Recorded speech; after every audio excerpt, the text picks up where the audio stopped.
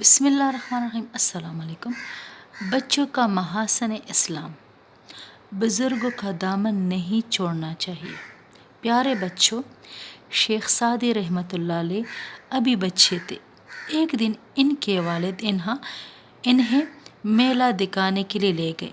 میلے میں ہجوم تھا۔ اتفاق کی بات کہ ان کا ہاتھ باپ کے ہاتھ سے چھوٹ گیا اور ان سے بچھڑ گئے۔ اب یہ زار و زار سے روئے۔ دوسری طرف والد بھی پریشانی کے عالم میں انہیں ادھر ادھر تلاش کرتے پھر رہے تھے۔ یہ والد کو نظر آ گئے، فوراً ان کے پاس پہنچ کر ان کا ہاتھ پکڑ لیا اور ان کا کان کھینچ کر بولے، گستاخ، میں نے تجھ سے کہا تھا میرا ہاتھ نہ چھوڑنا، مگر تو نے پرواہ نہیں کی۔